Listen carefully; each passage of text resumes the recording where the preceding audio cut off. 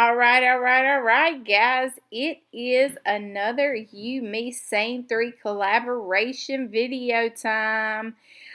We actually did it on a different Saturday. My schedule has been cray-cray, so thank you to Mickelnay for working with me. If you don't know who Mickelnay is, I'm talking about my girl, Michelle. You can go and check out her video. And as you see, it was my week, or my time to send the 3 items. And so I sent her a piece of the watercolor paper. I sent the black and white photo, and then some black and white twine like stuff. Twine, I don't know what it is. Somebody probably sent it to me. So I had some, and my dogs are barking, and that's okay. It's late on Halloween, and I'm trying to get this edited. What I will say about this video is I am putting down ink onto this watercolor paper, and then I am sopping it up like a biscuit, okay? Just sopping that stuff up because it is very wet. What I will say about this video is I let the time get away from me and things, life and stuff. And I really felt the pressure of doing it, and I felt like this was forced. So I'm going to go ahead and say that now, that I felt like this was forced. So bear with me as we work through it. I'm using different color inks. This is Dr. P.H. Martin, and then I have a big old blob that I just like blob down right over there. Shoot, wild thing. And it's a metallic, and it wasn't very metallic-y, so I had to like pause it and like shake it up and get it and like stir it, and now it's dry. It's miraculous. It's so fast. Woo, there we go. It's dry. And so now I felt like I had enough ink on there, like saturation of color, that I felt like I could make some decisions. So what I will say is, originally I had my Mishmash glue book. If you don't know what the Mishmash glue book is, I did it on a Monday video. You can go check it out. I had it out, and then I felt like this focal was a little bit too large, and then I grabbed the square Susie in that's her Instagram name. That journal came from her. And then I thought, oh, I like the square. And then when I put this down, what I'm trying to say, y'all, is I started with one journal, and then I worked it and worked it and worked it until it felt like it was supposed to be in a different journal. So that's why you see me pull out all 3 journals, and I just went with the one that felt the best, and that was my Marcy Melanson. You can find her Instagram link. I will try really hard to put that thing on here.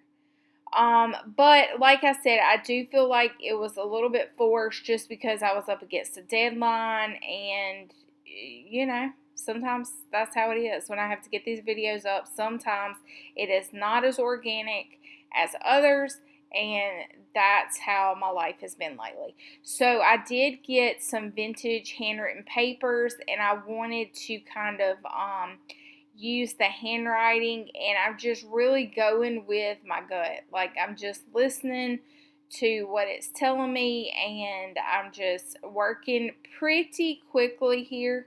Of course, this video is sped up, but I am putting the watercolor paper down, and I had some handwritten paper, and I'm just kind of going with it. So I hope y'all are having a fabulous Saturday. And as I said, if this is your first time tuning in to the You, Me, Same 3, my friend Mickelnay Michelle over on her channel also uses these 3 items. They are always completely different. So I'm excited to see what she did. And then I grabbed that baby poop color there, that ink, and I did not want that color specifically. I wanted a different color ink. So I'm just kind of working with it here just a little bit, trying to get that kind of picked up. I wanted to have the handwritten paper kind of blend in just a little bit with a little bit of contrast, but it just kind of was too broken up at the point. So I'm now using the same color inks and stuff to kind of blend everything together so it's not so off. Now you're saying to yourself right now, I can hear you, the color kind of changed in the video camera. And that was because I took a break. I went and had dinner. Or what did I do? I'm not really sure. I took a break because I kept feeling like this force in just being forced to do this. And so I took a break thinking that would help. And then I kind of let it dry and I come back and then I saw the opportunity to kind of use this as a texture element. And you guys know I love a good texture moments where the opportunity arises. And so because this watercolor paper is pretty stiff, it gave me a really good opportunity to create some cool texture. So I took the Lyra Graphite Water Soluble Pencil, and now this poor, y'all, this poor palette knife, bless its heart, I'm using a Crackle paste. It has been through the dickens, bless it. I'm gonna have to get some new. I just, I'm just gonna have to buy me some new ones. That's all it is to it. It's, they're so caked up with all kinds of stuff. And then I found this little, like, I don't know, this different kind of, like, palette knife. And I'm all off camera. Sorry, guys. And I'm using it now. But I'm just going to have to go get me some more palette knives. That's all it is to it. So I set that to the side and let it start drying. Because if you don't know about Crackle paste, it does its best work whenever it starts to naturally dry.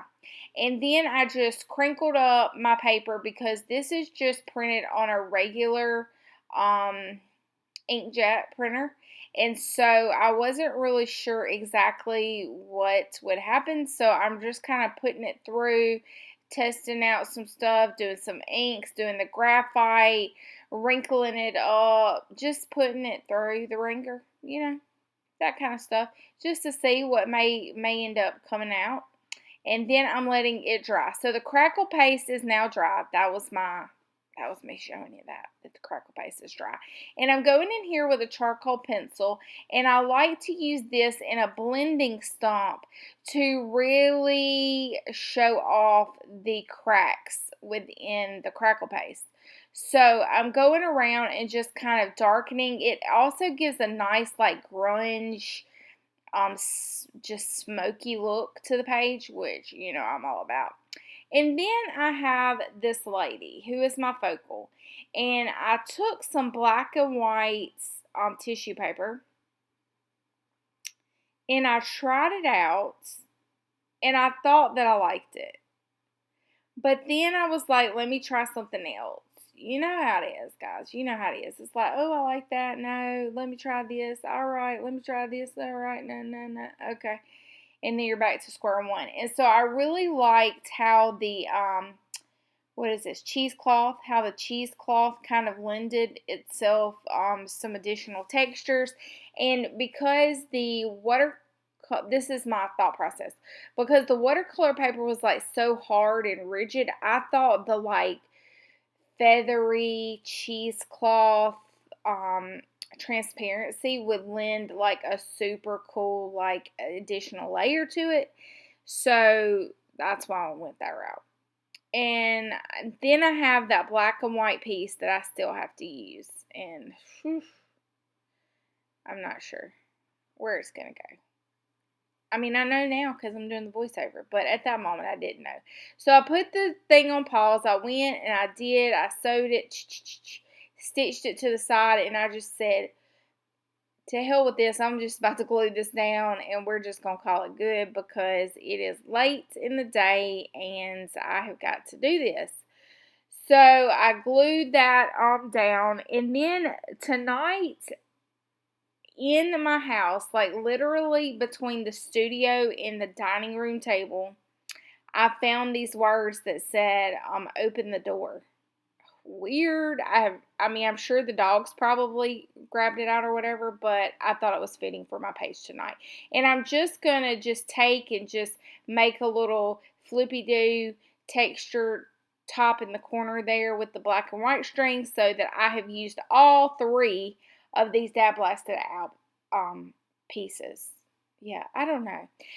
Thanks for watching, guys. I am the Crazy Southern Gal. Make sure you hit that subscribe button. I hope you enjoyed this video. If it does inspire you, make sure you click the subscribe and leave a comment. Don't forget, hit the brakes. Go down there, check the link, and holla at my girl, Michelle. Until next time, toodaloo.